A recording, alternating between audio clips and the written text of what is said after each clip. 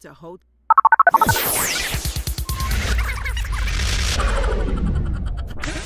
You're listening to Hotepish with your host, Dwwann B. Intelligent ish talk, intelligent shit talk, where we balance the profound with the profane. Political satire, celebrity and expert guests, information and entertainment, conversation and solutions. Leave your feelings at the door.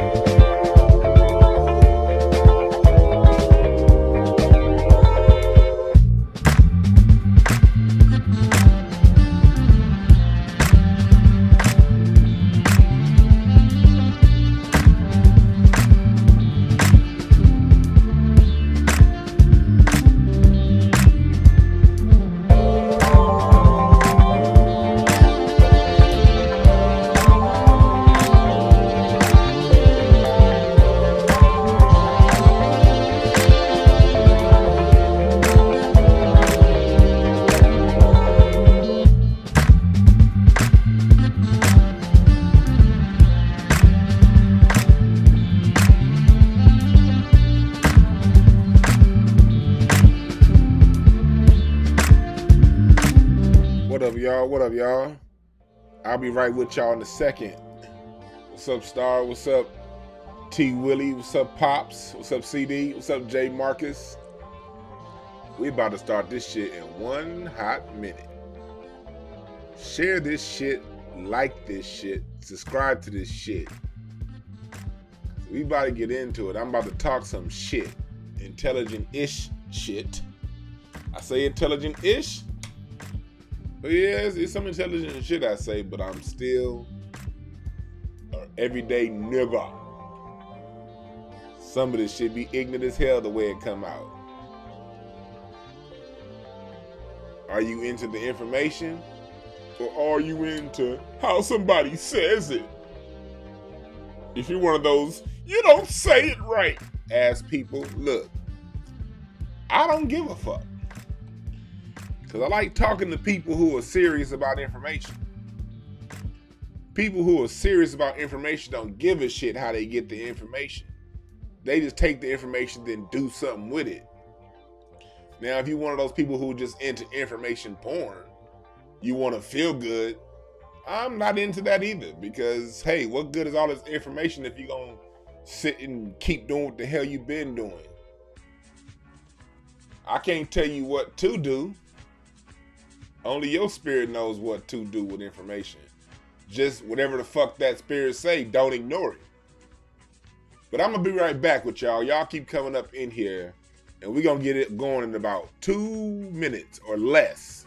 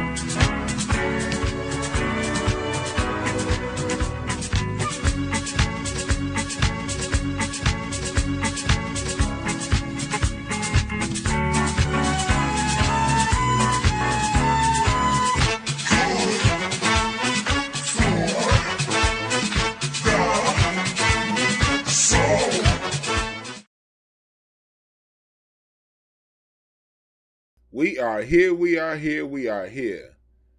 thank y'all for joining in. Live. We are here to talk about y'all know who.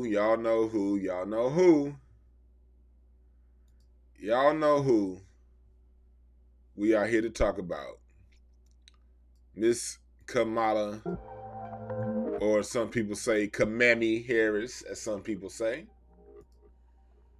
We're talking about some Black history here, but before we get started, like I said, buy these shits. I love these shirts, man. I wear one of my shirts every day. And people, if for those of you who have these shirts, this is what I want you to do. If you have one of these shirts, Dr. King, Dr. Clark, Hotepish, the Scholar shirt, whatever shirt it is that you have, I would love for you to take a picture of you wearing it, or if you don't want your face in the picture, sit it on something. Hell, put it on your dog. I don't give a shit. Take a picture of it and send it to hotepish@gmail.com. Please. I want to see pictures of y'all with your Hotepish attire and merchandise. Please. Send us, or send me, a copy. Or not, I said a copy. A picture of you rocking the Hotepish shirt. Please. But we're going to talk about, why Kamala ain't Black history. We're going to get into that in 1 second. And thank y'all for tuning in again. Like I said, I had a busy ass weekend. Like, I wanted to come to y'all yesterday. I like doing Sunday morning with y'all. This is from the other show. Let me take this down. I like talking to y'all, because it's like on Sunday morning, because kind of personally, I'd be like, man, I get a bigger following here than the church I used to go to on Sunday morning. I'd be like, y'all shouldn't have screwed me over. Yeah, that's me being petty.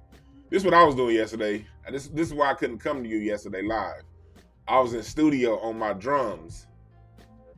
I got sample packs coming out pretty soon with me playing a lot of funk music breakdowns. So this is where I was yesterday. This is why I couldn't come to you. I was in the studio, in the mix recording studio. Shouts out to them. That's what my drumming sample packs will be when they're available starting next month. I was in there on my drums, getting it in. Look at this. Let me see. Look at this. This is where we was. See that? See that? That's my baby right there. It's my drum set. Yeah. So yeah, these sample packs are gonna be coming to y'all soon. All y'all cats that put together music, want to put together music, want to be a producer or current producer. Hell, if you got hits, these sample packs will be fire. Because I'm a dope ass pocket drummer.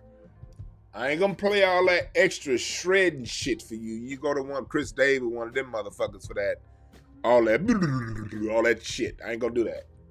But I will lay down a pocket for your ass.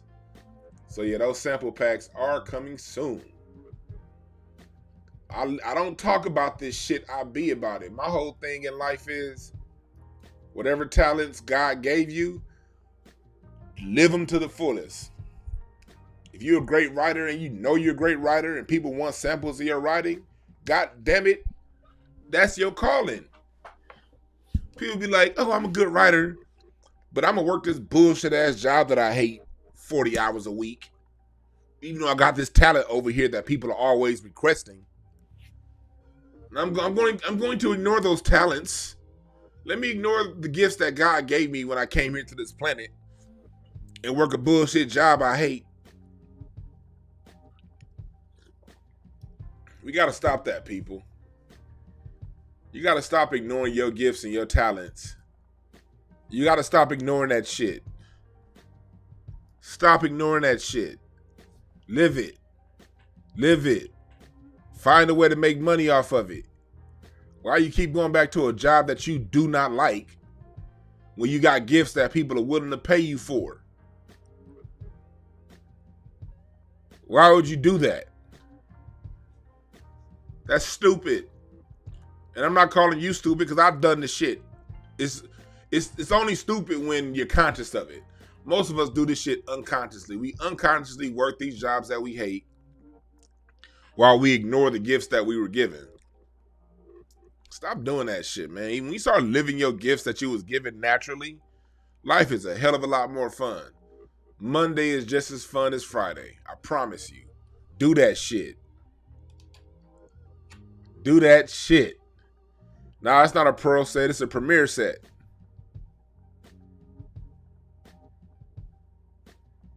This nigga said, Dwan about to finish off that J. Yeah, I know I smoke some weed. And that's nothing. Don't tell people if doing certain shit ain't for you, it ain't for you. If it is for you, it is for you. You can't let other people tell you what is for you and what ain't for you. This is your motherfucking life. Live it. So yeah, we about to get up in here and talk about why Kamala Harris ain't Black history.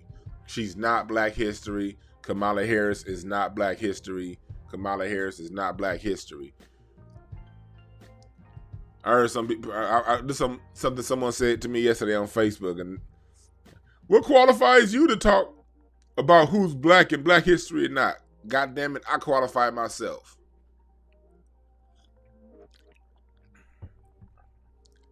I qualify myself. Spend my life reading about us, studying about us, personally through my family, and also as a Black American society and as an African diaspora society, and also world history. Like I've always told you before, I probably know European history better than I know any other history because that shit was force-fed to me kindergarten through college. But I actually read the whole history books and listened to everything that was said, not just took tests. So, I qualify myself because we as Black people, especially Black Americans, we have to be better guardians of our culture. We have a dope, unique culture. A very dope, a very unique culture. But we allow other people to tell us who we are. We've allowed too many other people to tell us who we are and what we're good for and what we're great at. No more of that. We can speak for ourselves. Question, who gets to speak for us? I'll tell you. Those who have taken the time to know who we are. Because for so long, we've been allowing people who don't have our best intentions to speak for us. We've been allowing people who work in the interests of the greater society to speak for us.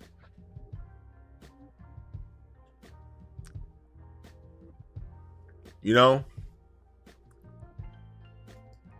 we've allowed everyone into our culture because we don't have we haven't been good gatekeepers of our culture, basically is what I'm trying to say.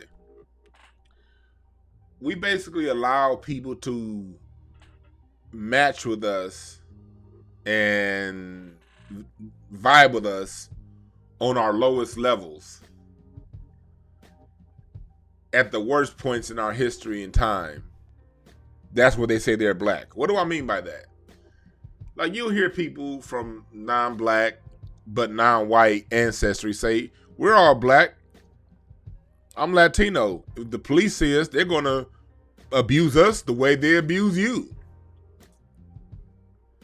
I've heard a lot of people say this about Kamala Harris. Kamala Harris. I've heard a lot of people say, Kamala Harris is Black. Hell, when she go to that job interview, they're going to see a Black woman. Not quite. Not quite. Because when America sees someone and they have that box, do you think her box is checked Black or do you think it's checked white? or other.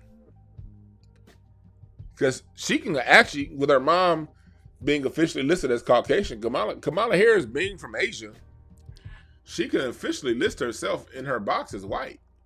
Has anyone ever asked what's on her driver's license? What does she put down on her official paperwork? See, other groups get to come to America as immigrants and get rights that black people fought for under the guise of an immigrant. And so they get to play this ethnic hopscotch to where they can qualify for benefits on being black. But when it comes time to get the job, to get the income, they can then go under other racial categories to be qualified.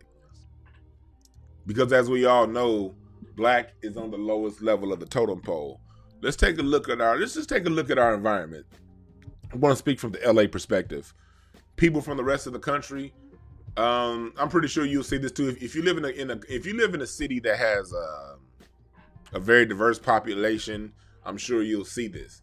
If you still live in a city where it's just white and black and not too diverse, if you don't see it now, I can promise you it's coming your way. Because like I said before, the bullshit always starts in California, and then it gets spread throughout the rest of the nation. Like Neely Fuller always said. Neely Fuller put me up on this. He always said, and y'all can look this up. I don't know if it's how it would be titled. It was one of his episodes from maybe about 3 or 4 years ago. Neely Fuller said, California is an incubator. America incubates its bullshit in California before it spreads it throughout the rest of the nation.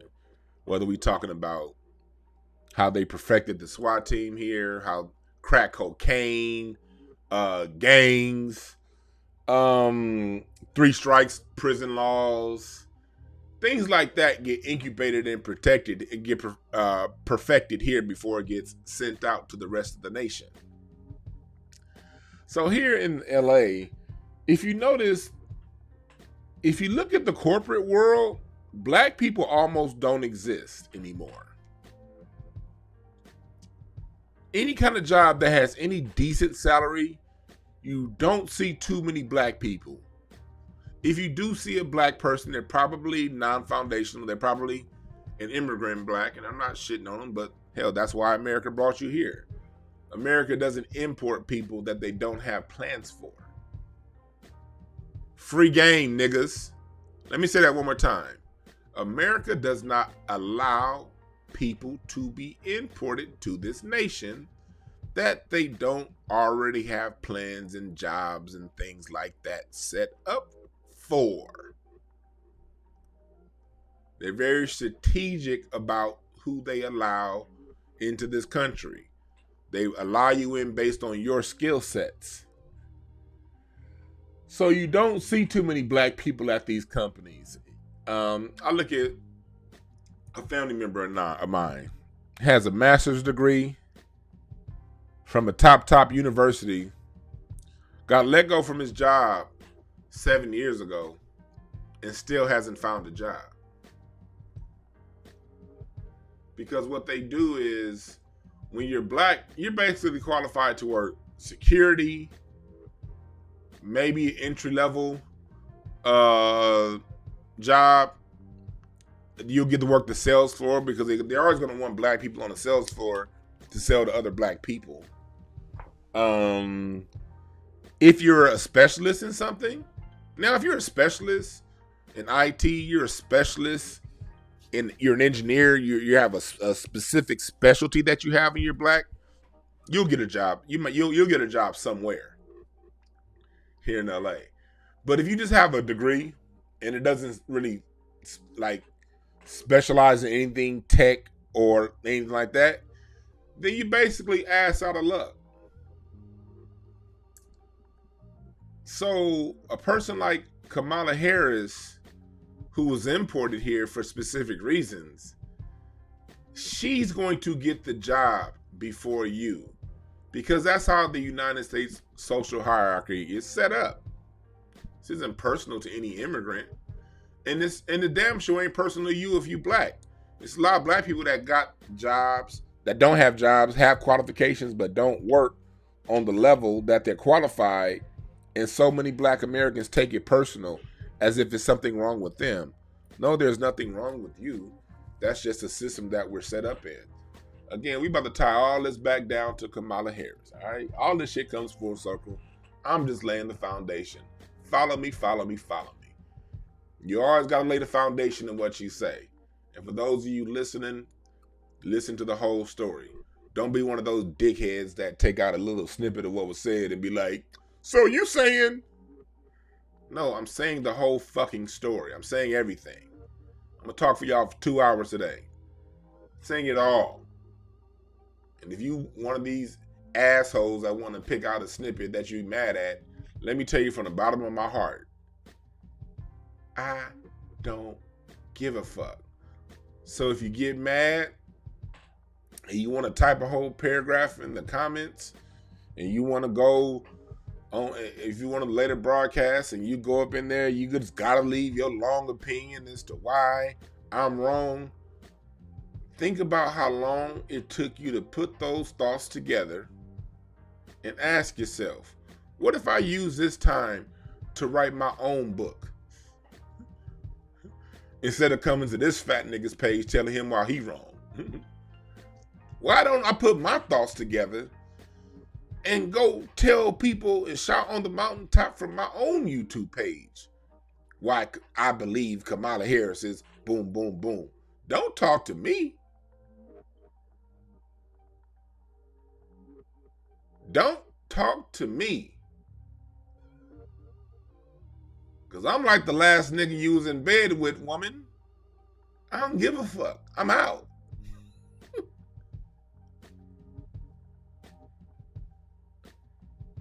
For you loser dudes, I'm like the chick you spent $2,000 on one date. She had a good meal, kept whatever you gave her. Now she back with the security guard from the job. That's how many fucks I give about what you think. So if you feel a certain way, I respect it, you know, because I'm only speaking from my point of view. That's all I can do. I can only speak from my point of view. If you have a different point of view, I respect your point of view.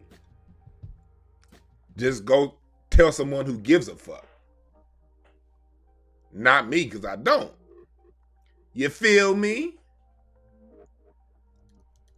You feel me? We about to get up in here. I'm over here. It's something I want to show you guys as I lead in that I did not have queued up already.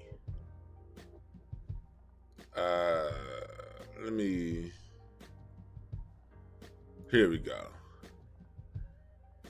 To read. Here we go. Ah, hell nah. I'm over here trying to pull up the NixonFoundation.org full benign neglect policy, the full memo. And it says the site has been deleted. Wow, from Nixon.org. Oh wow, wow. Because I want to bring attention to you guys. The benign neglect policy. From the one of Nixon's official policies towards black people. And it said here that they deleted it. Oh no, okay, I found it somewhere else. We about to start talking about the benign neglect policy. And I'm gonna lay the foundation, and this is gonna give you ammo for any of these dusty, sorry motherfuckers that want to say you just being racist or you being different when you say Kamala Harris ain't black. I will share with you my browser here. This is the memorandum. This is from NixonLibrary.gov. So you can't say Dwan is on some Hotep shit, or you just trying to change shit. No. This here is what the motherfuckers who control the policies that we all live under had to say about black people and how they're going to use other people over us. Look, I'm not going to read the whole thing, but I encourage you to read it yourself. It's only like 7 or 8 pages.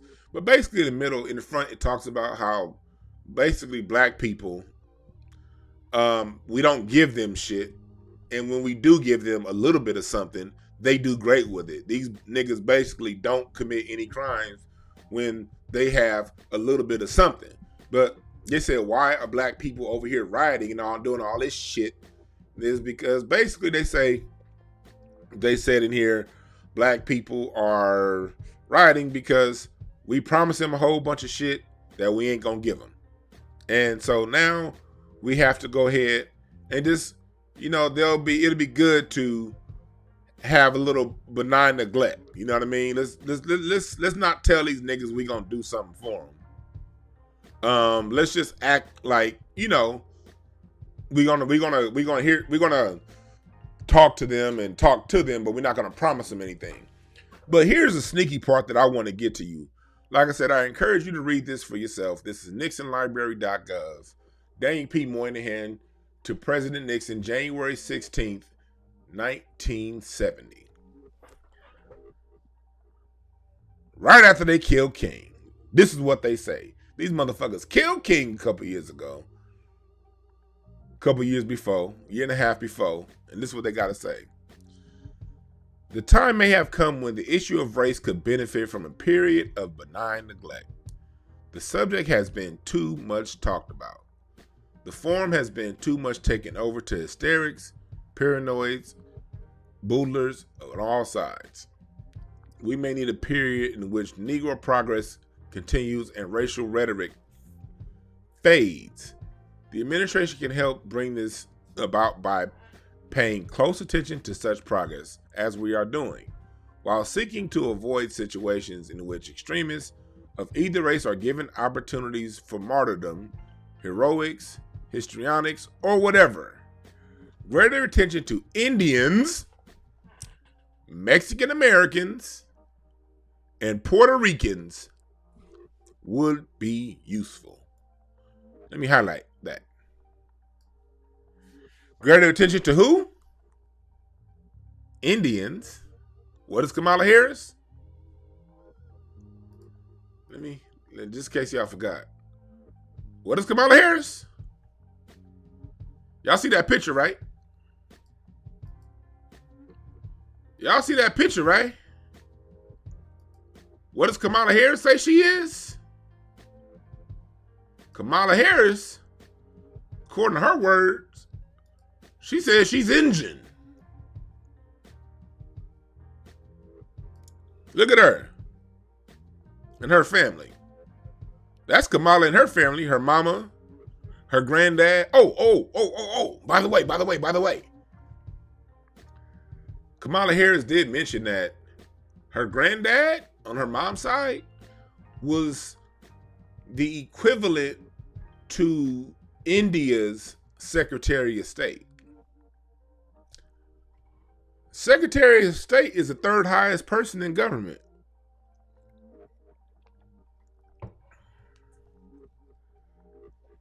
You mean to tell me Kamala Harris comes from the bloodline of someone who was in charge at the Indian government? And India has had color-based policies long before the United States of America. Before the United States of America ever existed, India had a colored caste system.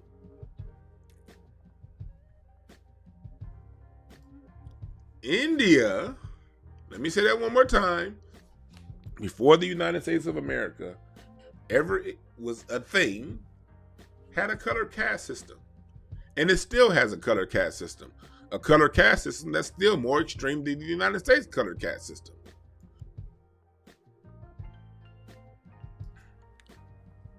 You dig? So how is Kamala Harris Black history? Let me finish this before I keep going. A tendency to ignore provocations from groups such as Black Panthers might also be useful. Basically, ignore the niggas like that's speaking with some sense on their head. We're going to take these niggas out the media. Wonder why you don't see people like Farrakhan, people like Tariq, people like Khalid Muhammad when he was alive. Wonder why you don't see these cats get brought on as specialists on these so-called panels that they have on race. They've never brought in the real niggas. They've always brought in these Van Jones as Michael Eric Dyson. I'm smart, gonna speak in a whole bunch of big ass words and not say nothing to offend whitey ass niggas.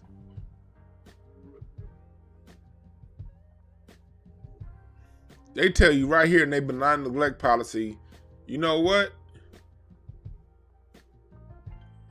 We gonna bring in these other racial classifications and give them priority over black people. Look at what's happening here. When you, this is Joe. I'm on Joe Biden's. I'm on WhiteHouse.gov. I say go directly to the source. Don't listen to what the news say about it. Go directly to what the fuck he's citing. And if you scroll through, I haven't even taken a look through this in the last couple of days. Joe Biden is showing all the executive orders that Joe Biden has been signing. And when he talks about racial equity, you know, it's a lot of stuff in here about Indians, about Asians. He's not talking too much. He don't say anything about black people. Specifically, only. Look at this. For all these people talking about black girl magic, he has memorandums and executive orders that are specifically combating xenophobia and intolerance against Asian Americans. What is Kamala Harris? Oh, that's my drum set. What's Kamala Harris? For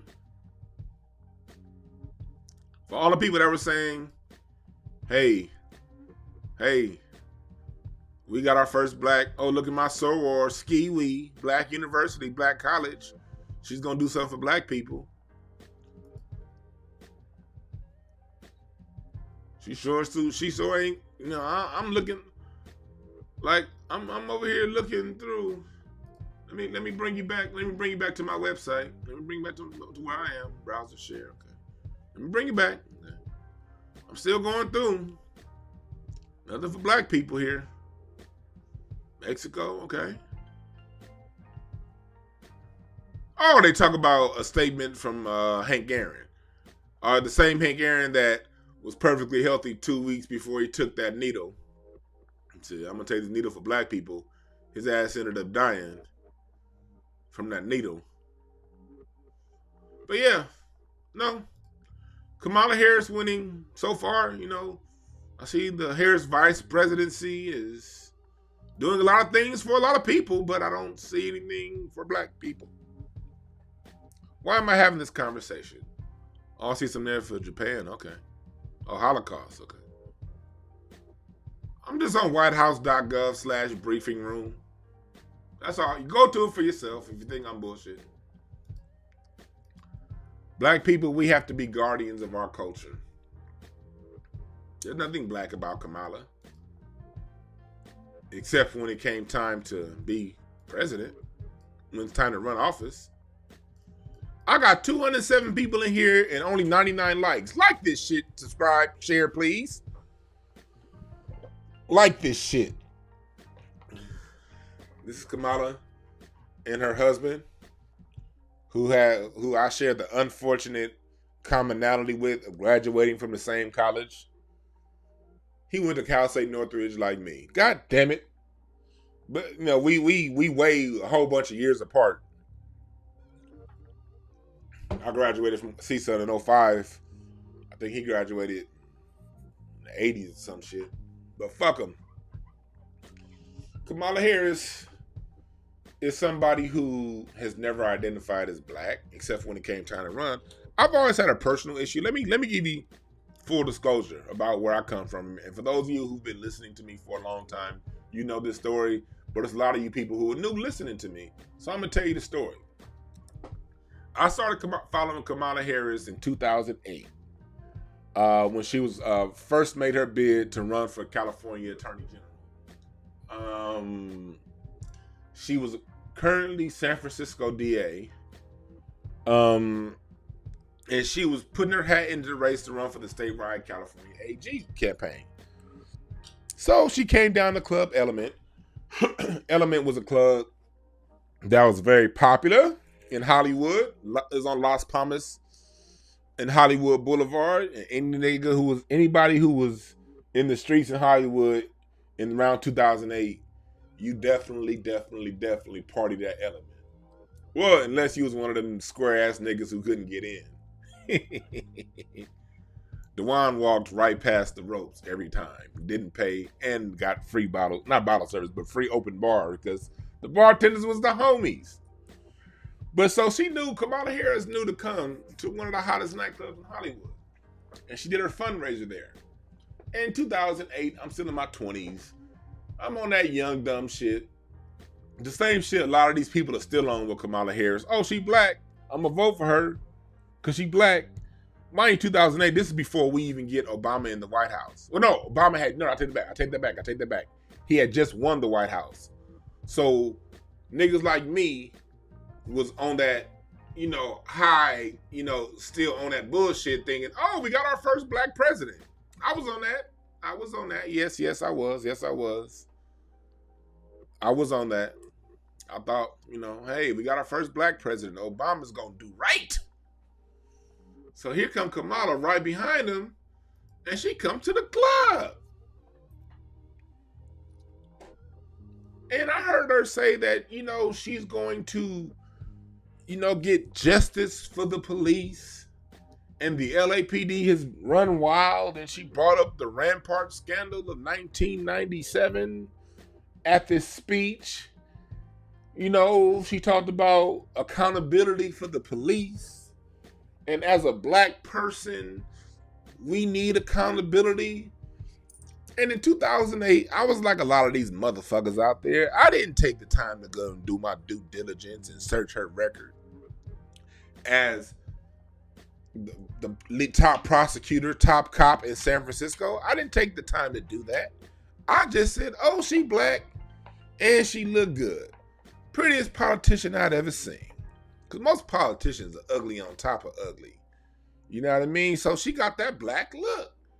I'm not saying she a diamond. Come on here, she's an LA 7. She's an LA 7. But as far as a politician goes, she's a politician 10. She's an LA 6.5, 7. But I'm thinking, like, usually when you look at politicians usually look like hamsters with wigs. Like, you look at, like, Maxine Waters looks like a Muppet. Maxine Waters looks like a Fraggle Rock character. So that's what you're used to seeing when you see politicians. And again, I'm a young nigga, so I'm on that young dumb shit. Salute to Karen Bass, but I would also go to Karen Bass's meetings in Inglewood when she was a local congresswoman. But Karen Bass looked like one of the mushrooms on Mario Brothers. So that's what you're used to seeing. The mushroom from Mario Brothers or a Fraggle Rock character. And here come Kamala Harris talking all black. You know what I mean? And so I donated my hard-earned money. Wasn't much, but I donated. I donated to Kamala Harris. 2008. We need a black woman that's going to be state attorney general. Kamala Harris, she wins her seat as state attorney general. then proceeds to lock up more black people than any other attorney general in California state history.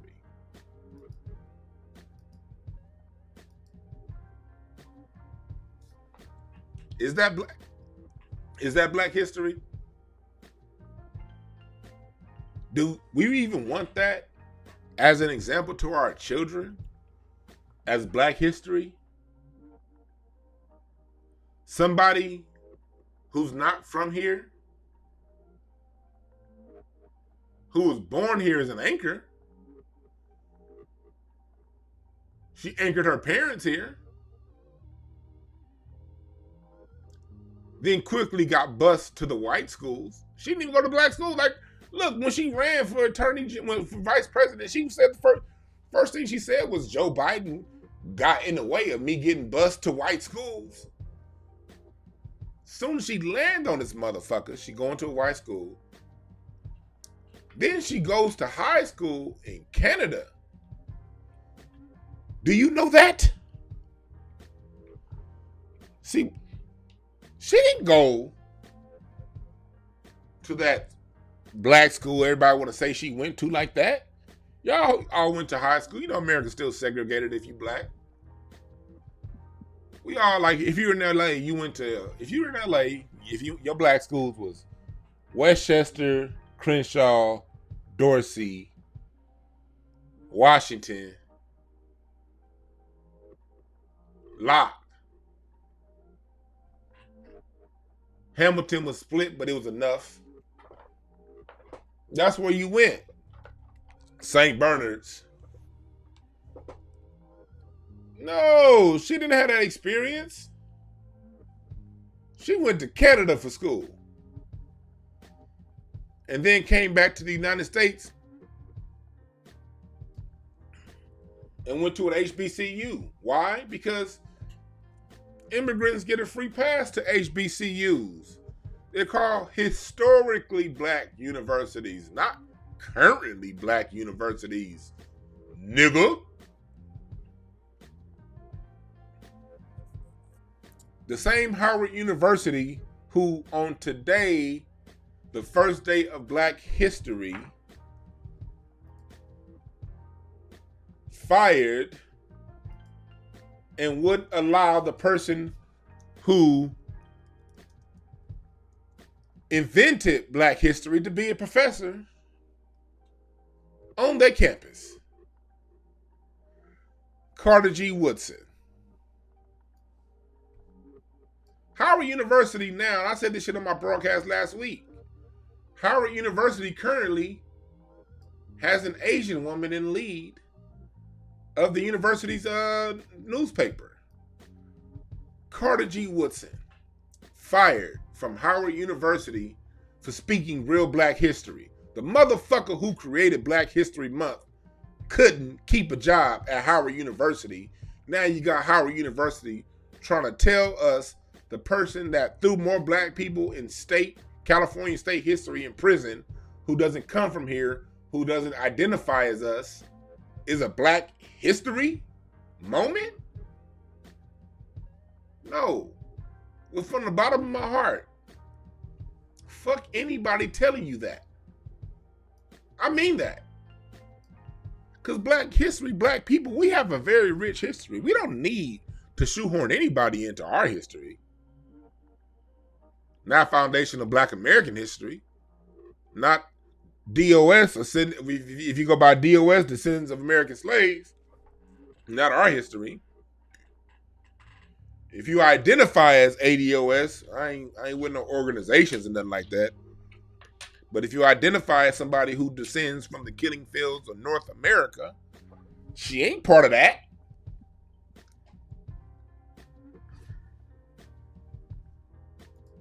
She ain't part of that.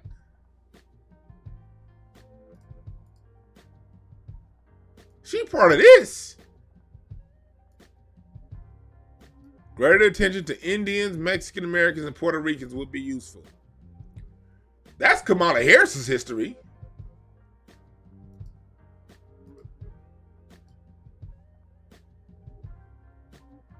going back to my story I was saying about her coming in. And I said this before and I'll say it again because I'm the kind of person, I don't need to go back. Even though I love to research history, I don't need to go back because I pay attention to shit as it happens. And so I could just recall most of what I say from memory.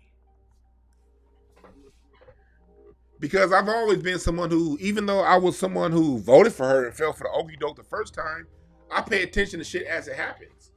So when I saw her get into office and I heard her say she's going to find and find out what happened to Matrice Richardson and prosecute Matrice Richardson, a black woman from here in LA, Pasadena to be specific, over in Malibu, came up missing. Come to find out, she was arrested from the sheriff's department and then ended up dead. But the sheriff's department didn't have any recollection on how it happened. Kamala Harris ran on getting justice for her. Then once she got in office, didn't do shit. Kamala Harris ran on getting justice when she was going for the Senate seat here in California for Stephen Clark, the dude that got murdered in his grandmother's backyard. Remember that? Y'all remember that story? There's a black man that got murdered in his backyard, in his grandmother's backyard by the police. Kamala Harris said as state senator, she's going to get justice for Stephen Clark. When she became the state senator, what the fuck did she do? She changed her goddamn number. So what I got to see is, through 3 different levels of her being elected, I got to see her run on justice for black people, only to get in office and go directly against black people. It would be better if Kamala just didn't do nothing, just didn't fuck with us at all. Okay, don't help us, fine, but don't hurt us either, woman. I wouldn't be as hard on her if she just was just neutral. All right, she didn't help us, but she didn't hurt us either. That's what who Trump was. Trump was someone who didn't help us at all, but he didn't do anything to specifically hurt us either. I can't say the same for Kamala Harris. She didn't help us, but when she threw moms in jail in San Francisco for not taking their kids to truancy laws, it was only black moms. It was only black moms. It was Kamala Harris who kept prisoners in jail longer than their sentence so they can fight wildfires here in California. Do you know that the Department of Justice, the California Department of Justice, demanded Kamala Harris release California prisoners because California had too many prisoners? And do you know Kamala Harris said no? She literally ignored the Department of Justice.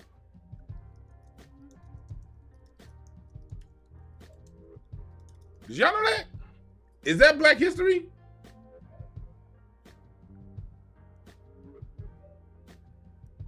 Is that Black history?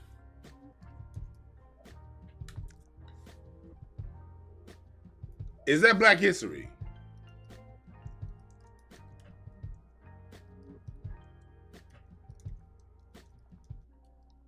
Is that Black history? Let me pull this up. Y'all think I'm bullshitting? Here's an article. LA Times, 2014. You can't type it. If you type in Kamala Harris, they buried this shit. So you got to find different ways to search for stuff. If you're going to search for this, just say federal judge orders California to expand prison release. That's the name of the title of one of the articles. But there's a whole lot of stuff. Basically, in this article, they're saying, they're not naming any names. What they do is they go back and they sanitize articles. When these articles first come out, it said Kamala Harris. It said she ignored it. But, when she started going up to run for state, Senate, and then through for vice president, these Democrats that control their media have a good way of going back and rewriting stories and burying shit. So you got to be very intelligent with how you research information. And you got to be intelligent with what you're reading. See, look at this. They did look at this part where they did say her name. So they don't say it in the title, but look, read this paragraph right here in this article. Most of those prisoners now work as groundskeepers, janitors, in prison kitchens, with wages ranging from 8 cents to 37 cents an hour. Lawyers for Attorney General Kamala Harris had argued in court that if forced to release these inmates early, prisons would lose an important labor pool. I didn't write that, people. For you people that's going around saying I'm just talking shit about Kamala, black woman magic, she's black history, she's one of us. Is that who you want your daughters looking up to? That? Let me read that again. Lawyers for Attorney General Kamala Harris argued in court. In court. In court. In court. That means under oath.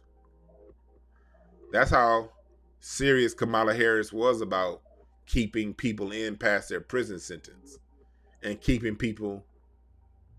Look at this. The records, they said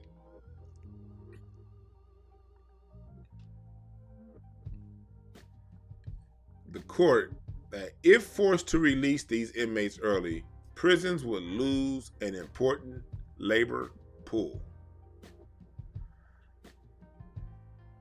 Is that who we're trying to shoehorn into black history? First of all, she doesn't. Let me just say it again, flat out. And I'm going to say this under no uncertain terms.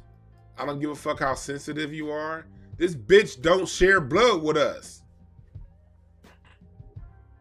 I said it and I said bitch. Black women ain't bitches, but she ain't black. She ain't one of us. This bitch kept people in prison longer than they were forced, longer than they were supposed to be, so the prisons could have cheap slave labor.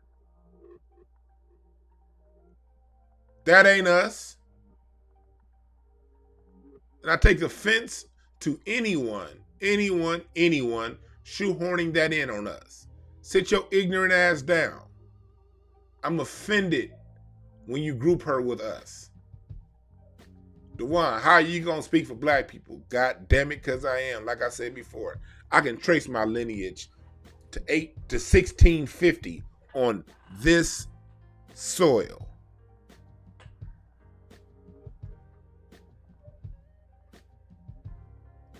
I can show you my Potawatomi 5 times great grandmother out of the Michigan area on this soil. I got pictures of my 6 times great grandfather that was enslaved in Natchez, Mississippi on this soil. I got pictures of my 4 times great uncle who was the first black state senator in Illinois state history on this soil. So, God damn it, I'm very protective about who gets grouped and associated with us. Don't come to me talking about some, well, if the police see her, they gonna shoot her just like she gonna shoot us. No. I'm not playing that game with you niggas no more that we are brothers on the lowest level. Fuck that. If you can't meet me at the top, that means you don't reach. If you can't meet me at the top, that means you don't stand tall enough.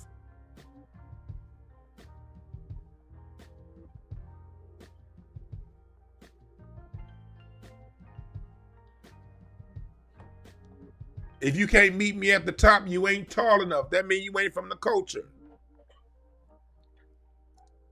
Other cultures do that with us.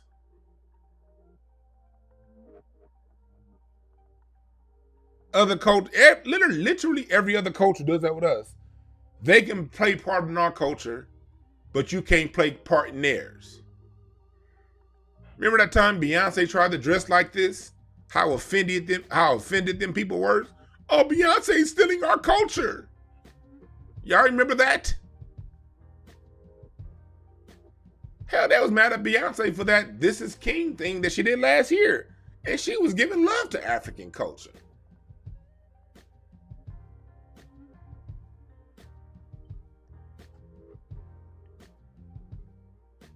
Say something bad about one of them cultures if you want to and see if you don't get checked. Quick, fast, and in a hurry. Try to date one of those cultures and be black and not be a billionaire. See, if you play a professional athlete or a singer or a rapper, are you good then? But be a nigga that work in the mailroom and try to date one of these other cultures.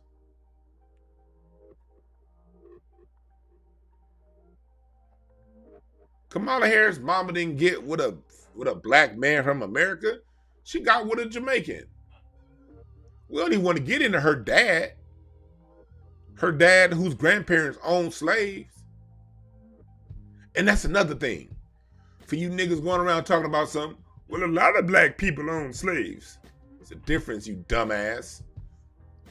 Most of the black people when it came to the United States of America former slavery, when you saw black people buying slaves, they were buying their husbands, their wives, their children, or cousins. They're buying their freedom. But you couldn't say it on the note, I'm buying their freedom. They had to purchase them from plantations. They had to purchase them from slave auctions. They were purchasing them and then setting them free. Idiot. That's not what Kamala Harris's family was doing in Jamaica. They were purchasing slaves and keeping them to work. That's what they was doing. You about to work. Oh yeah, her dad is a coolie. Her dad even had an article that came out about a year and a half ago when Kamala Harris, after she was on the Breakfast Club, talking about something, she smoked weed. Her dad publicly denounced that. Her dad basically was like, man, we ain't on that nigga shit. The fuck you talking about? This bitch ain't us.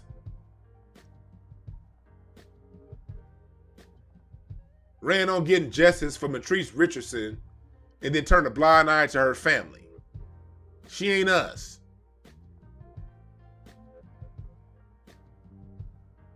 We got to be just as protective of our culture as other cultures are of theirs. Why does everyone else's culture get to be an exclusive group, but our culture is open for everybody who just look like us?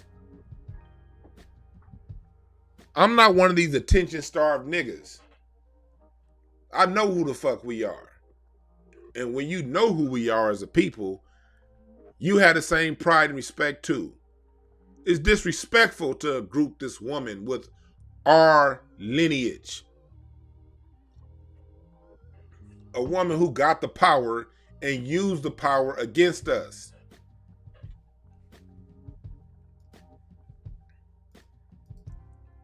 How do you put so many people in jail that the fucking Department of Justice is telling you you got too many people in jail? How are you that good at your job?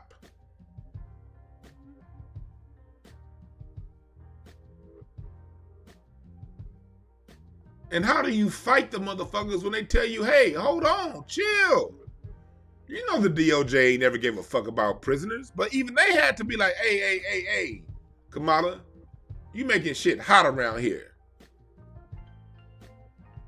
We ain't gonna be able to keep this white supremacist charade going on if you say as good as what you doing. Chill. And then she turned around and say no? And not only no, she go to court over it.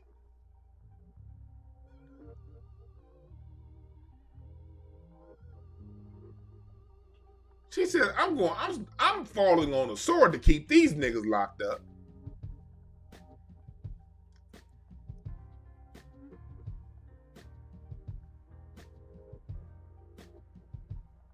I'm falling on the sword to keep these niggas locked up. So, for those of you listening, you might be asking, okay, so if Kamala Harris isn't Black history, what is Black history? Glad you asked. Glad you asked. Because Black history, man. We got a dope history. Our history is so dope, we don't need a Kamala Harris. We don't need to shoehorn people into our shit.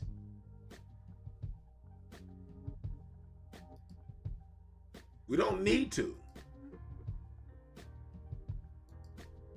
Because we got so many dope people that why talk about Kamala Harris's Black history when we could talk about George Washington Carver? You got people doing all of this talk about shoehorning frauds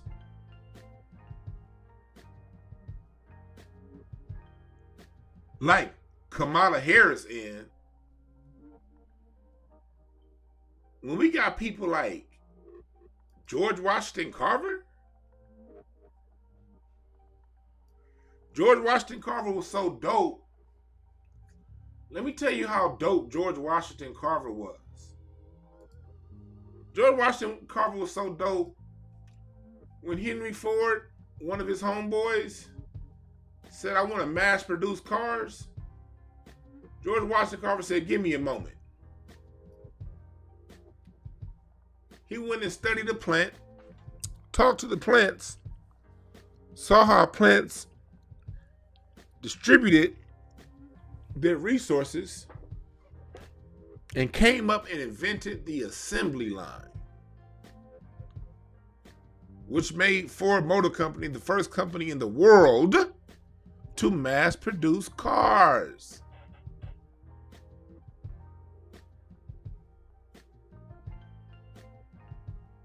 When America said we need a material because Germany during World War II has cut off some of our manufacturing, we need a material that's going to bond to put in the rubber and also to put in the other things that we can use that's going to bond, that's not going to warp, that we can put into plastics and shit like that. So George Washington Carver said, give me a minute. And he created the soybean. See, a lot of people talk about George Washington Carver from the peanut. The peanut was, and he did hundreds of things with the peanut. He did.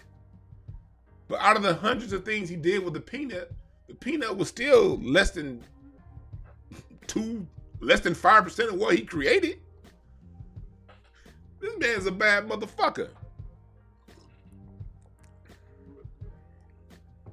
We can teach a whole college course on George Washington Carver.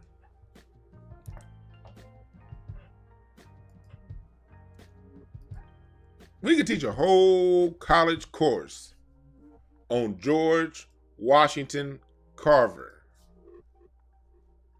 and what he means and what he brought to America.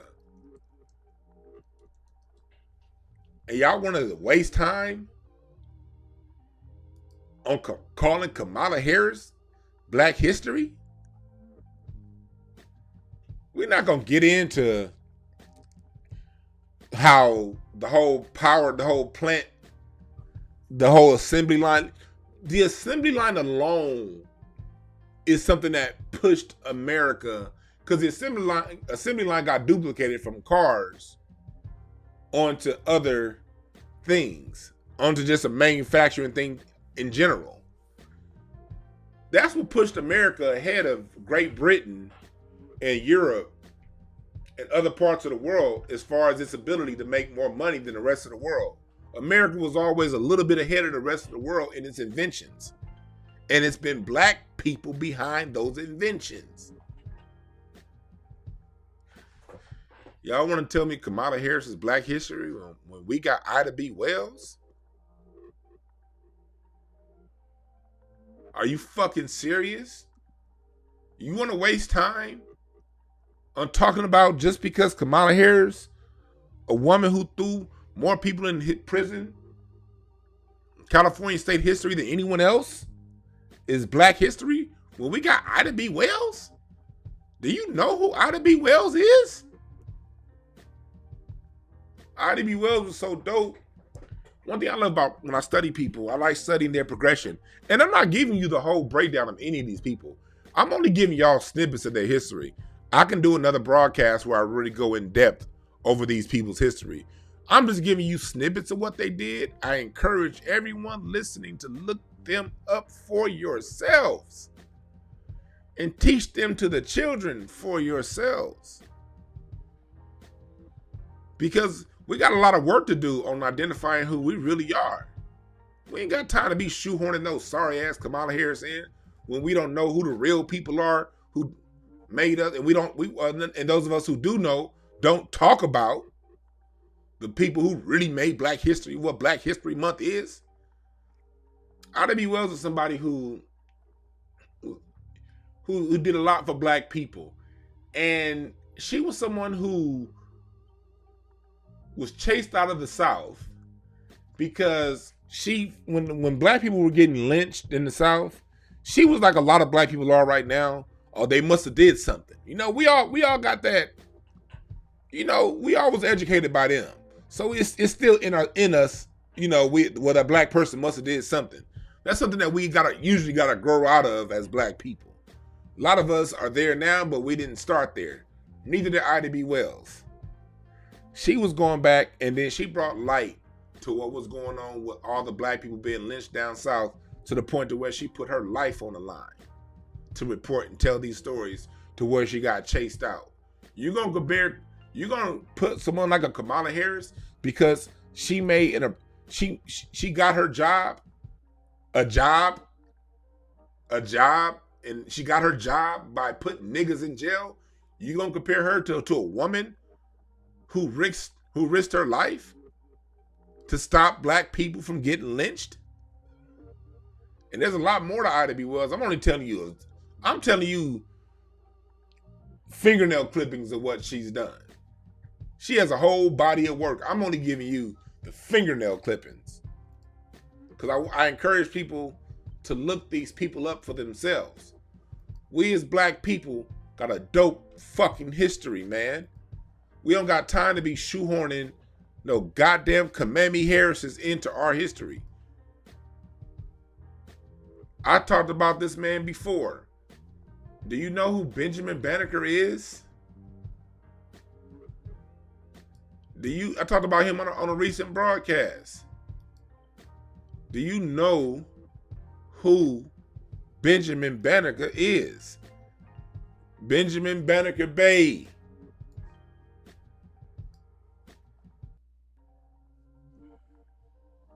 Do you know who he is? Benjamin Banneker, this dude was so dope. He saved America literally from going into famine. And again, I'm only going to give you a snippet of what Benjamin Banneker did, because I talked about him recently on a broadcast, and y'all go back and listen to it. But Benjamin Banneker, first of all, he's on the back of the $2 bill. He's one of the 2 Black people who are on it. This man designed the city of Philadelphia. He designed Washington, D.C., got D.C. in alignment with the constellation Virgo using Moorish science. And he saved America from famine because the 365-day calendar is off and America has started going destitute with food because their planting season was off. So he created and came up with something called the Farmer's Almanac, predicting weather patterns and when to plant the seeds and what the weather's going to do. And with his Farmer's Almanac, he saved the United States of America from starvation. I don't give a fuck how powerful a nation is. If a nation can't eat, it ain't going nowhere. Benjamin Banneker did that. You want to waste time on shoehorning Kamala Harris into Black history?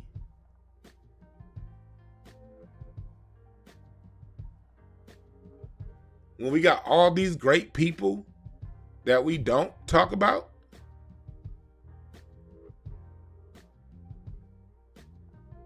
Huh? Are you fucking serious? I don't have time for this, people. I don't have time for this. I don't have time to waste when we got all these black people who've done all these great things that we're not talking about. But you want to talk about Kamala Harris's Black history. Black history is Lewis Latimer. This is the motherfucker that invented the light bulb. This is the person, he was so dope. Edison was stealing all his shit, taking all his shit. So Edison had to say, you know what, let me just hire you. Let there be light. This is Black history, people. This is Black history.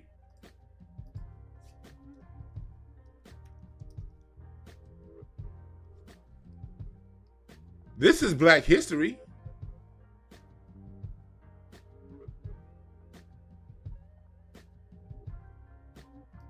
This is Black history.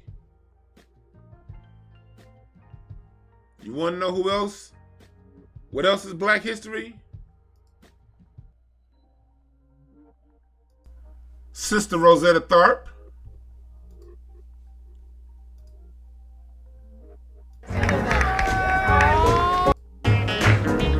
Didn't it rain, children? Rain, oh yes. Can't play too much because I don't want a copyright strike. You see her playing that guitar? They don't show you too many.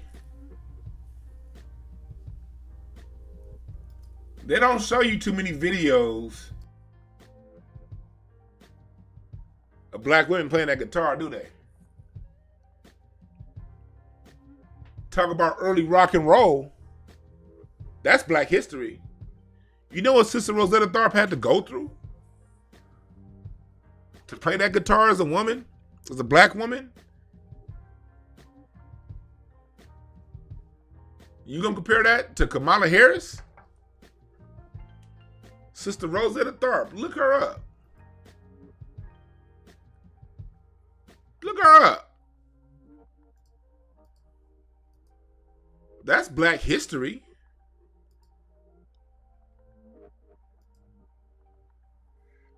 We got a dope history, people. I'm not even going deep. I can't even go that long today because I have a client at noon, so I can't even be here all day. I got a client, breakthrough advocacy services, relationship coaching, mentoring. Yes, I still do coach and mentor the children. I got a 12 o'clock client today. I have focused one-on-one mentoring that I give children still. Been doing this shit for a long time. I'm gonna give my little nigga a history lesson today. Family relationship coaching, behavior specialist, that's what I do. I'm not a mouth running nigga, I'm a certified motherfucker. Look me up on Google reviews. You gonna see them 5 stars for how well I help families out. I'm just bringing this shit to YouTube, but it's coming to YouTube from somebody who's been doing this offline for a long time. I've been doing this offline since 95, people. When I was 14, I started reaching back and helping people younger than me on who we really are and what we are and just doing my best. I do this shit from the heart. The station is not monetized. Because if I monetize it, they're going to be like, we don't like what you said, nigga. Video taken down. Or our sponsors didn't like it. So I don't monetize this channel. So I can be as raw and authentic as possible.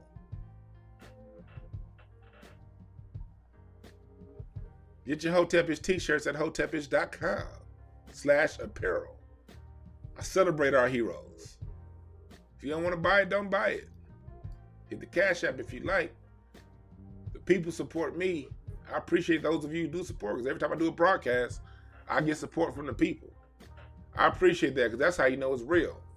The people appreciate what they feel, what they hear. I believe in black people, man. Black people aren't stupid. Black people are just misinformed. I'm going to say that again, like I've always said. Black people ain't stupid. We just misinformed. So I'm a nigga that goes and finds the information to inform us. I've taken on that task. I've noticed that's the issue with us. So instead of being one of these niggas sitting around talking about, man, somebody needs to do something. I said, God damn it, I'm going to be the person that do it. And I encourage you, anybody out there, wherever deficits you see out there, if your talents can fill in that deficit, then use your talents to fill in that deficit. And do it for the love. And through doing it for the love, you'll find ways to do it, and people will pay you to do it. But it got to start off with the love. Then, yeah, you'll get people that come around and say, oh, you doing this? Why are you stealing from the black community? Look, people that talk like that, they just projecting their own insecurities. They sorry. They couldn't figure it out. They hate themselves. So they project that onto you. Don't worry about those people. They ain't shit.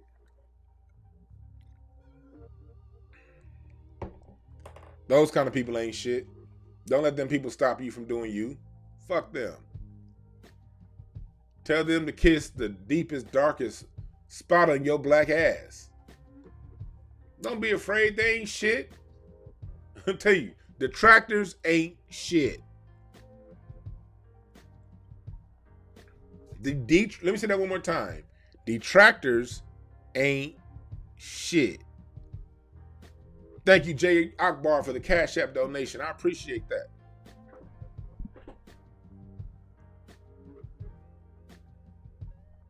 All these upgrades y'all see me doing to this show, the music, I pay for the music. These banners you see down here, you see how I upgrade the show all the time? I don't do that shit for free. I pay somebody to do this. I tried buying a Photoshop course last year and learning how to do this stuff myself. And by the time I was done with one of these lower thirds, I didn't want to broadcast for 2 weeks. Got to know where your talents lie. So when I get these Cash App donations, I keep it in Cash App till I'm ready to pay my man Joe Fox to design something new for me. You see this little square, this rotating box? Joe Fox, I appreciate you for doing that for me, brother. I'm gonna have Joe Fox back on here pretty soon because I think we're gonna do it this week. I wanted to do it this broadcast last week, but you know, as y'all know, I got my wisdom teeth removed. But Joe Fox is gonna come on here, the person that designs all my shit, and we're gonna talk about these HBCU, these sorority people, and how they undermine black society. This ain't over. I'm gonna be talking about Kamala Harris, Joe Biden, who's black and who's not. I'm gonna keep talking about this shit. This ain't no one-time broadcast. There are layers to this shit. There are levels to this shit, and we're going to approach it from all different angles and points of views. As those of you know, we try to talk about this shit from an intelligent point of view. We bring information and substance. We don't just talk about it from a feelings point of view. I'm not into feelings. I don't care about feelings. Feelings and talking turkey ain't got nothing to do with one another. Feelings are personal. Feelings change. You can feel one way at 11:30 and at 11:36 feel a totally different way. And then at 12:37 feel a whole nother way. This ain't a goddamn thing to do with feelings. This is about protecting our culture. We got a dope ass culture to protect, black people. That's why I'm so much into history and who we are as a people.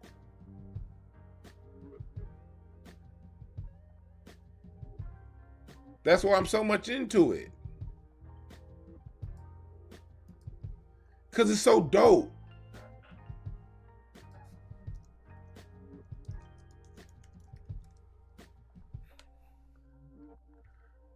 As black people,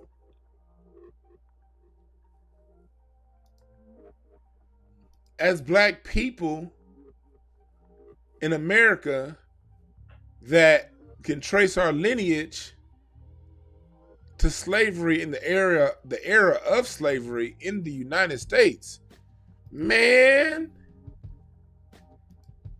we got some dope ass history. I mean, extremely dope.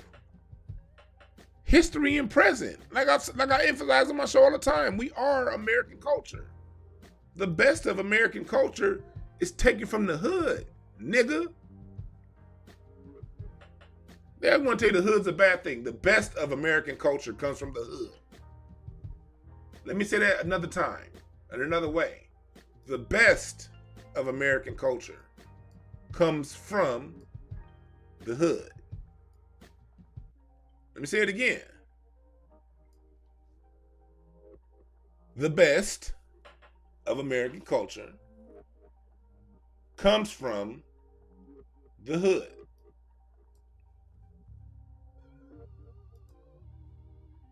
Look at this. I took a screenshot of this list. I wish I could find the full one, but this is just some of the inventions that black Americans invented. Do you think, question to the people out there, do you think we as a people are better served talking about this real life black history right here than we are shoehorning in someone who only claimed black for political reasons and then use her power to harm black society? Or should we talk about Frederick Jones, the inventor of the air condition? Granville T. Woods. We wouldn't have no roller coasters without Granville T. Woods.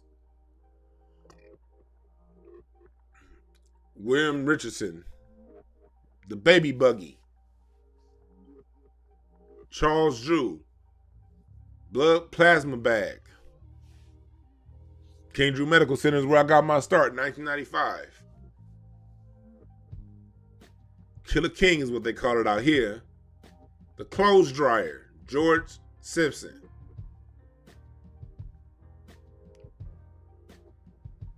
The curtain rod, the doorknob, the doorstop, the egg beater, the light bulb, the elevator,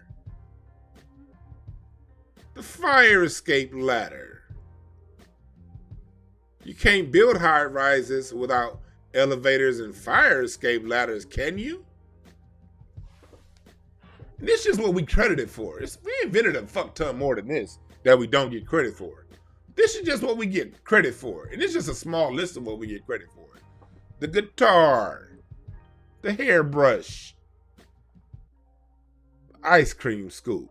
You know, my fat ass like that. The lawn sprinkler, the lock, the mailbox, the mop, peanut butter, the pencil sharpener, black people, the spark plug, the traffic light, the tricycle, R&B, hip hop, the blues, jazz. Black people, we got a whole lot to talk about before we get to Kamala fucking Harris as Black history. These names, we should be able to, every black child, ideally, I'm not judging. This is the guarantee. What I'm saying right now is not coming from a judgmental point of view. We've been miseducated. But moving forward, black wouldn't be dope if in the next 10 years, every black 10-year-old could say these names off the top of their head. Who they are, what they invented. I didn't even bring up Thomas Jennings, the person that invented the dry cleaning. For you musty motherfuckers, all you musty niggas, give a special shout out to Thomas Jennings for inventing the dry cleaners. So your suits don't smell like nutsacks.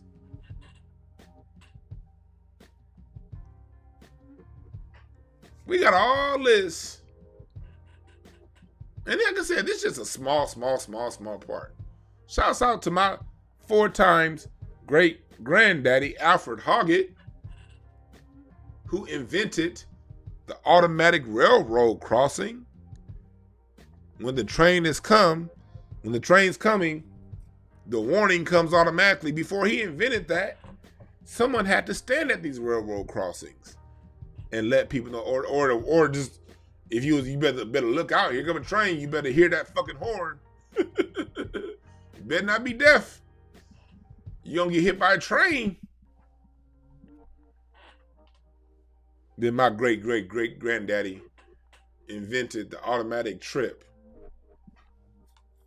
to let you know the railroad is coming, and sold that patent off and moved the family from Michigan to Los Angeles, California, about 100 years ago. That's where I come from. I got a vested interest. I have a vested interest in preserving the history of Black America. I have a vested interest in this.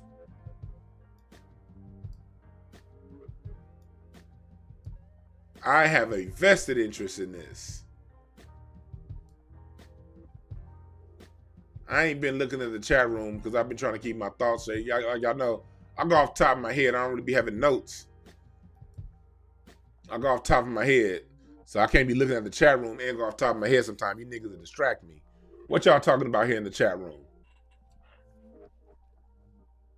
What y'all talking about here in the chat room? Somebody said, here it is. Somebody in here late. Oh, I'm glad I looked at the chat room because y'all know I like looking at the chat room and using people as examples. Y'all know I like to use people as examples, and oh shit. Damn it. Let me see. Okay, here it is. Here's the chat bubble. Let's see if I can find that and put this. I'm gonna put this comment if I can find it. Let me scroll back. Let me scroll back and see if I can put this comment on the screen. Let me scroll back. Here we go.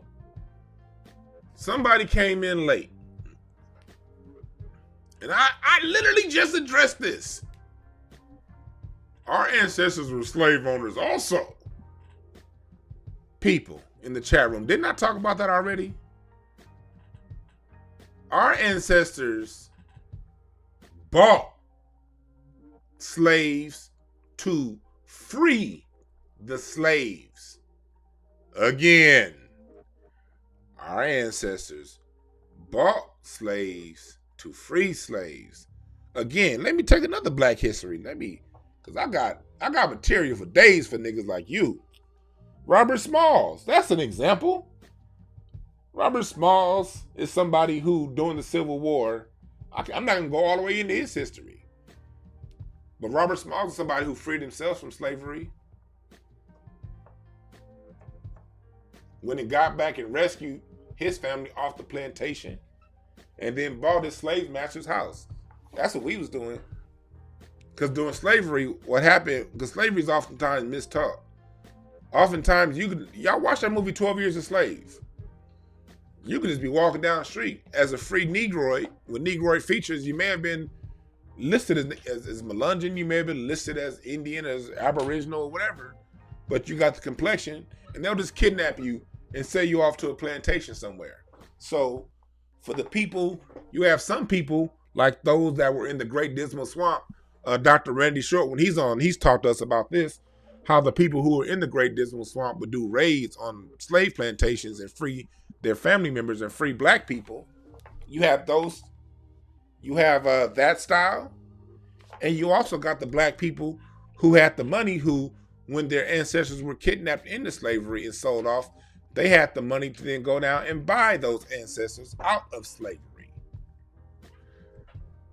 That's a misnomer. Every time, this is nothing. People are like, stop being a victim of colonization. Look, motherfucker. Just because somebody's talking about it don't mean we talking about it from a victim point of view. If you hear victim, that's because you a victim. You're speaking from your perspective. I'm a fucking winner. Black people are winners. We are winners. And I'm speaking from the perspective of a winner. But winners tell the truth. Winners talk about history from a standpoint of empowerment, to know where we come from, to see where we can go. That's winning shit. If you see black history as victim shit, then you the victim. Don't project your victimhood onto us.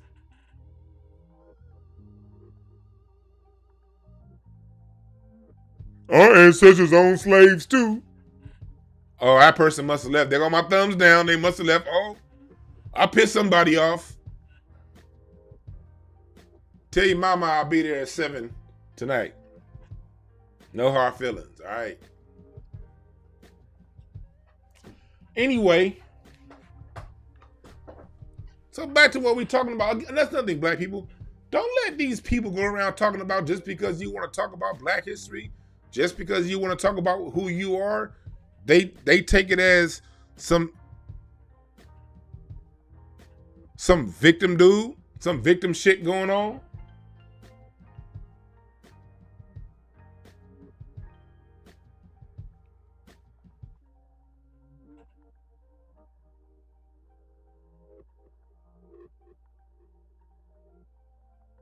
This ain't victim talk. This is empowerment talk. All things can be used for good or bad. We talking turkey as black people here. We talking who we really are, so we ain't got to worry about these motherfuckers who don't give a fuck about who we are, don't run around trying to control the narrative.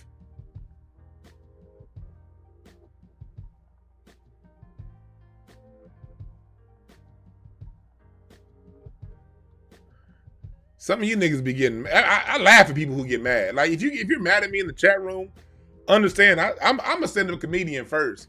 That's just improv time for me to, I don't even say half the jokes I think. I write some of this shit down for later. Some people like getting brought up on the screen, so I'm helping them out. So why are you preaching, woe is me?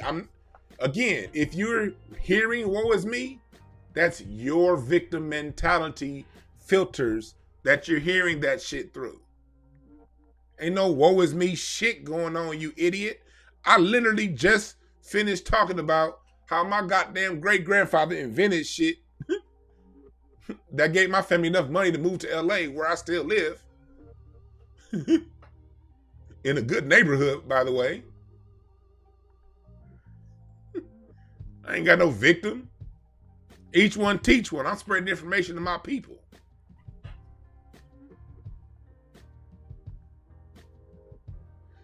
And there's nothing, people always draw some, just because this I know somebody who picked up a book last week. You need to find your family land patterns. Why the, nigga, I know where my family come from, you fucking idiot. I literally have addresses in Northampton, Virginia, going back to the fucking 1700s.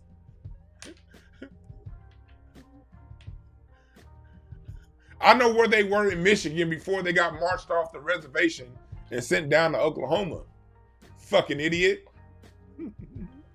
People think just because you're talking about one thing, the other part don't exist. I'm using these people as an example in the chat room. Because the reason why I brought this person up to the screen, because those of you out there that talk about this, who are into these conversations like we're having, y'all run across these kind of people every day. They feel like victims. They feel like hoes. They feel like losers. They've been run up in by the long dick of white supremacy and they like it. So they project they sore anus feeling onto the rest of us. When you see people like that running their mouth, people understand when someone is coming to you saying that you're talking as a victim, please, please, please understanding they're projecting their victimhood onto you. Don't take it personal. That's how they feel. That's how they feel.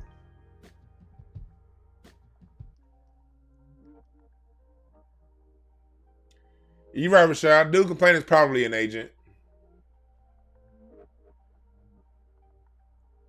That's a good comment, Von Crenshaw.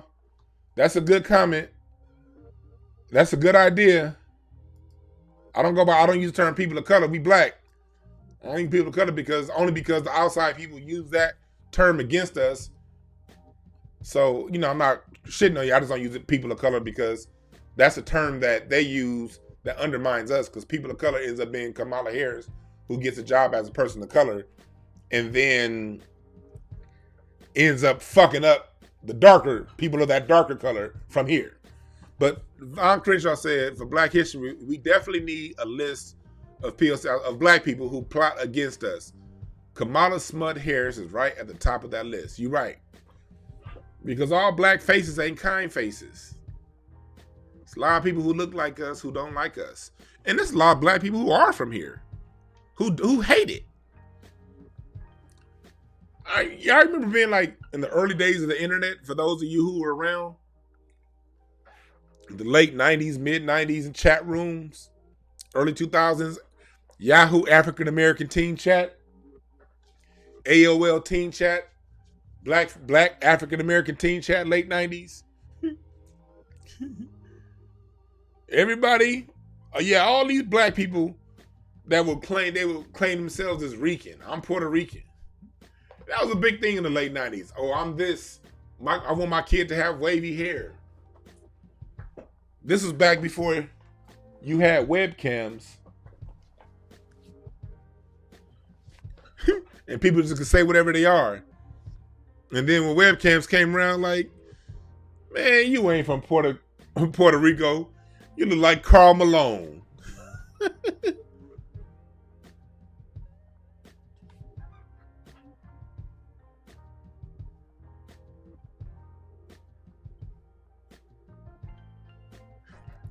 Yeah, a lot of black people who are like that.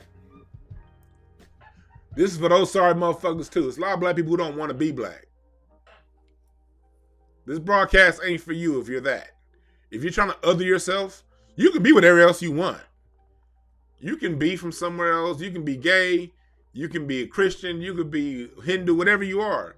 But if you're putting all that stuff as an and, usually when people put that stuff as a slash next to their blackness, that's their out. Well, I'm before I'm black, I'm Christian now. I'm Christian before I'm black.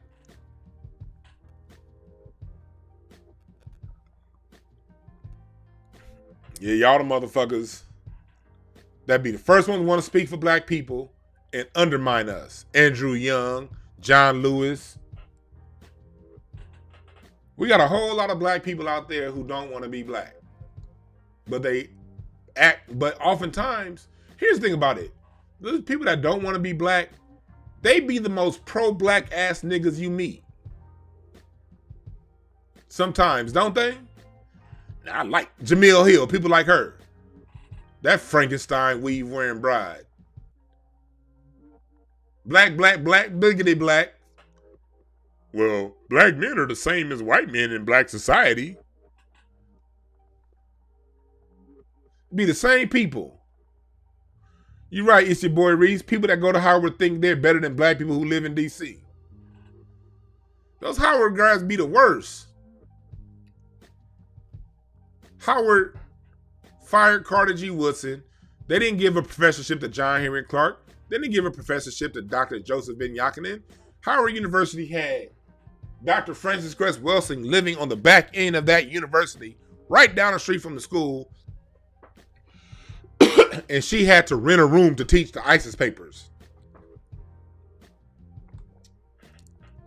How does Howard not have Dr. Frances Cress Welsing as a tenured professor if they truly have the interests of black people at heart?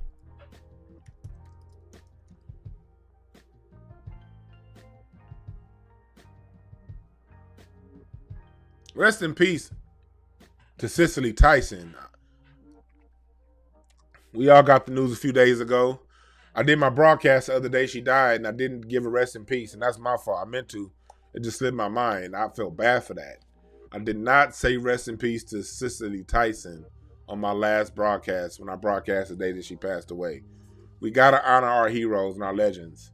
Cicely Tyson was a woman who every time she was on camera, she represented black culture with style and grace.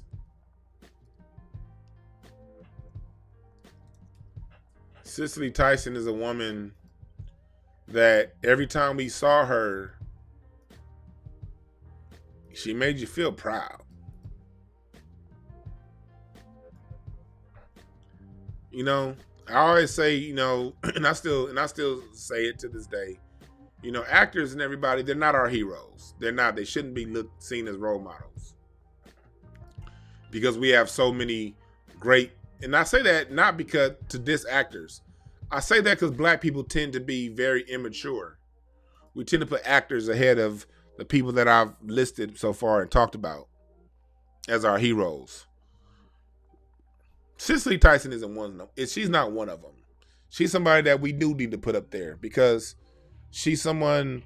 Our heroes are people who represented us well, who when they got in front of the greater society, they didn't sell us out. Who, when they got their role to play, they played it with style, grace, and dignity. And they didn't undersell or undercut us or demean us as a culture in any way. When Cicely Tyson was on camera, she made you feel good about who you are.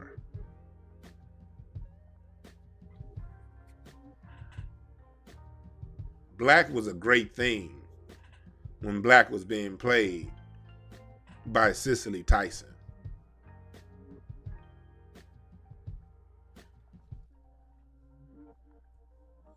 We don't have too many Cicely Tysons around anymore.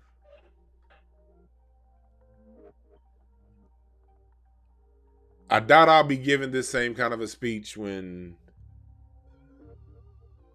a lot of these current people are living right now.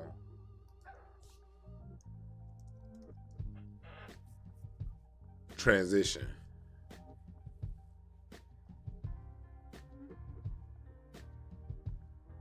Because right now what we have when we look at TV, we got people who black is anything ratchet that they find. Black is whatever's bottom of the barrel is black to them. I don't jive with black people who associate blackness with whatever the scraps and crumbs and bullshit is. Every group has its underbelly. White folks got honey boo boo. You know, Mexicans, Asians, everybody got a sorry segment of their society. But unfortunately, over the last, especially 20 years, the bottom of black society has been the representation of black society. And then when they do represent something good, it's somebody like Barack Obama or Kamala Harris, people who look like us, but have done nothing for us, while on top of that, actually worked against our greater good. We got to stop accepting that, black people. Black society is strong. Black society is love. Black society is a society of love. Do y'all, and y'all know I talk shit about the church, but do you know how the church, the first AME church, became the powerhouse that it is today? It didn't become the powerhouse, and it didn't get trusted by black society from preaching a whole bunch of hog washing bullshit. The first AME church got popular and got so ingrained and so entrenched in black society because when a black person was a vagrant after slavery, when a black person was moving to a new town, what the first AME church would do is, if a black family is moving to town, they get together and they build that black person a new home. No charge. Just help out with the construction, with whatever skills that you have. And the only thing requirement was, when the next person moved to town, you join in and help build on the construction of that home. That's black culture. That's black history. Black history is, we didn't need welfare. Welfare, when it came through the government, is actually what broke down black society, because we started getting those same assistance from a government that said, okay, you can get this money, but the black father can't live here. You can get this money. Matter of fact, you can get more money the more kids you have, as long as that man isn't here. When they took that responsibility over is when black society started to go down into ratchet behavior. Black society is, when somebody's hungry, there's always a big mama in the neighborhood whose doors are open that could feed the hungry family and the hungry child. Black society is, when somebody's family got killed, there was somebody in the neighborhood or a family member who would take that child in.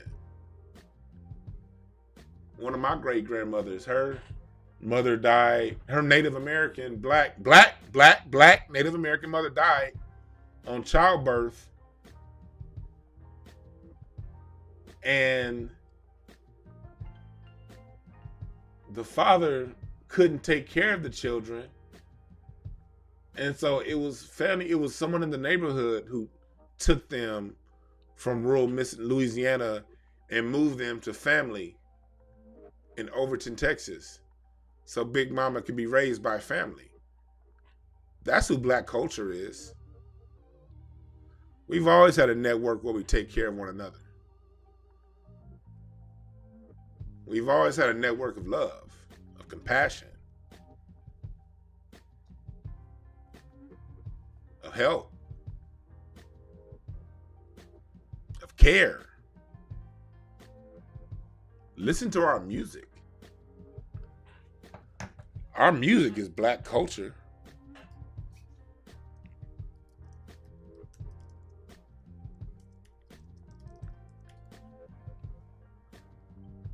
Our music, the shit that we hear now, that's some shit that's been put up on us. That's something that's been sort of, constructed and shit back out on us. It's not our music, the shit we hear on the radio now. Go back to the 70s and hear what our music really sound like. Frankie Beverly and Maze. That's black music. Frankie Beverly and Maze's music is music of love. We Are One. Golden Time of Day.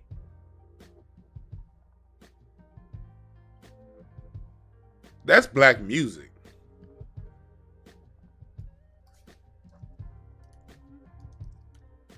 That's black music. Music of a high vibration. You can't listen to Frankie Beverly and Maze and not feel good about yourself when he's done singing. You can't go to a Frankie Beverly and Maze concert and not walking away feeling spiritually lifted and elevated. That's black music. That's who we are in our culture. We can't let these savages define us. Curtis Mayfield.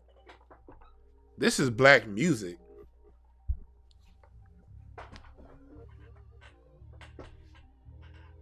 This is black music. This is black history. You're so good to me. That's one of his songs, The Makings of You. He wrote that for Gladys Knight and the Pips. Add a little sugar, honeysuckle lamb, a great expression of happiness with a dozen roses. Excuse my singing. But this is black history. This is black culture.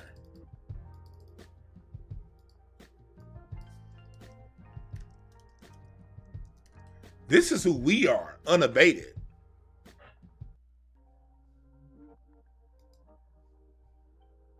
This is who we are as people.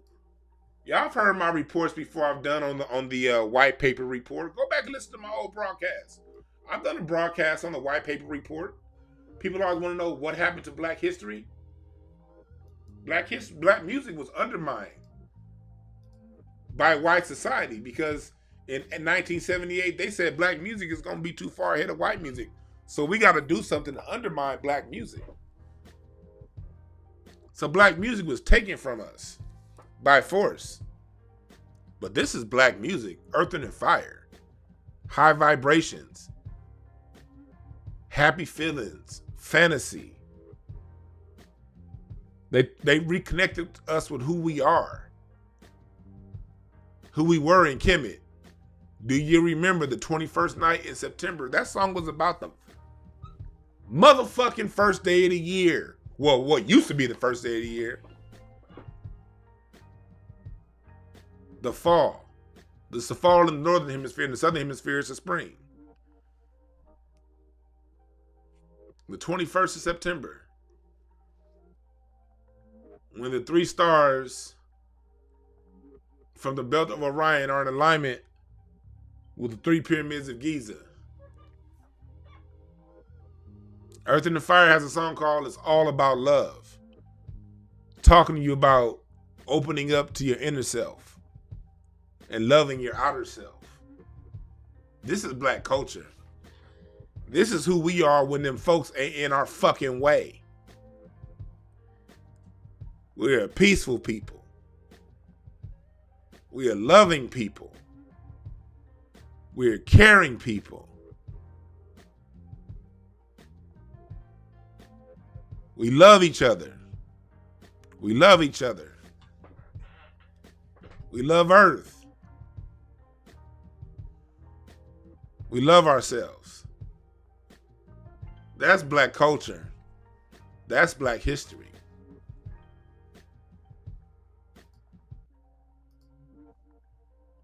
That's black motherfucking history. Not this. Not Kamala. No. She doesn't fit the standard. She don't come from love. She didn't use her love. She didn't use her power with love. She ain't us. She's harmed us. That's not us. No. Just because the police would pull her over and treat her the same way as me, no, what's that mean? That means that's an ignorant police officer. That ain't got nothing to do with black culture. That just means that cop is stupid. That ain't got nothing to do with black culture. That ain't got nothing to do with black people, black history. Black history is love. Black people, black history is inventions. Black history is compassion, kindness, caring, compassion. using your power to uplift and uphold. Martin Luther King is Black history.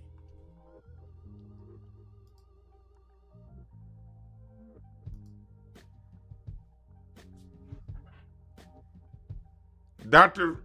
Francis Cress Welsing is Black history. Neely Fuller Jr. is Black history. Dr. John Henry Clark is Black history. Dr. Ben Yosef Jacqueline is Black history. Dr. Vin Sertima is Black history. Get your Black history t-shirts. Hotepish.com/apparel. I fear I may have integrated my people into a burning house t-shirt. MLK. That's Black history. Like what Dr. John Henry Clark said, Black people don't owe anybody anything but an ass whooping.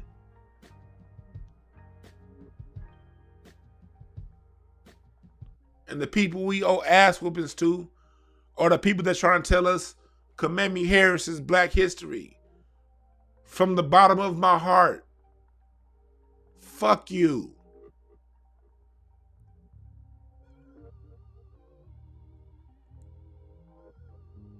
I got too much pride in where I come from to lower my history down to the filth of the vice presidential office. That's a filthy office. It's an office that represents a filthy people. And when I say filthy people, I mean those at the top and those who choose to buy in and be part and benefit from the system of white supremacy. Those people are filthy. I don't have anything to say to those people. And those people don't come with a color. People who buy into the white supremacy, a lot of them look just like me and you. Fuck those people. People who feel that they're going to get their come up off their personal individual come ups off the backs of Black people. Fuck them.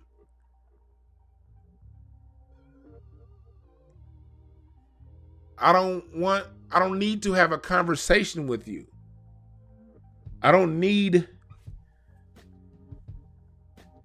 to relate to you. You be you, fine. I don't care. I don't need to even change how you think. How you think, I'm totally secure with how you think. Be that. Just be that on the other side of the fucking room. Because when you come to my doorstep with your bullshit, I'm going to check it. And I ain't got no problems checking it. Just like you would check me if I were to step on your culture, as you should. But you don't get to come and dibble dabble in my culture just because the police will see us the same. My culture is better than that. How the police treat my culture isn't my culture. That's their culture fucking over mine. That's white culture. That's their culture intruding on me. Black culture ain't how the police treat us.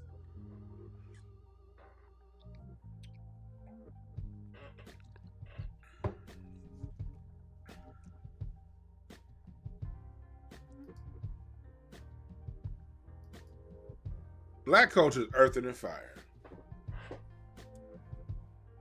Love. Compassion. Caring. Someone in the chat room asked, what do I think of the 5150 subculture? I love them. They are who they are.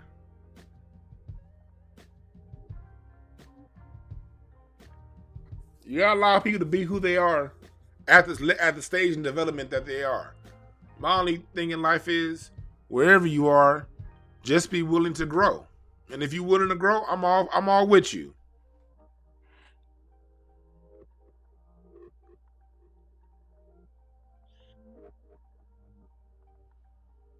Just be willing. It's not about where you are. It's about where you're going and where you're willing to go.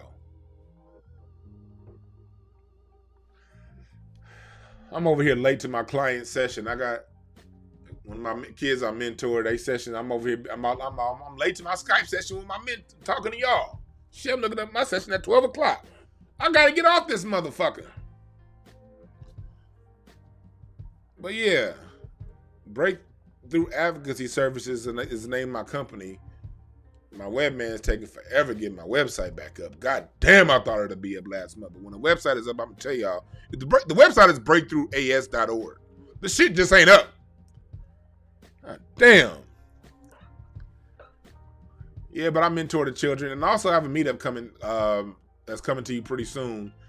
Or we're gonna have a free meetup class on relationship 101, happy relationships 101, how to have happy, fulfilling, joyous relationships with your friends, family, spouse, cousins, and people you may know. If you're one of those people who is always having conflict every level you're on, and things don't seem to be going right, you keep butting heads with people, let's discuss how to fix that. If you're in a relationship, you get in relationships, you like your spouse, you love your spouse, but y'all don't quite get along, we're gonna do a meetup group talking about that, solving that problem. Because as y'all know, my bachelor's in communication studies and fixing communication issues, but that's not the point of view that I'm gonna be coming from. I'm coming at y'all in this meetup from the point of view of someone who has super extremely happy, fruitful relationships on all levels.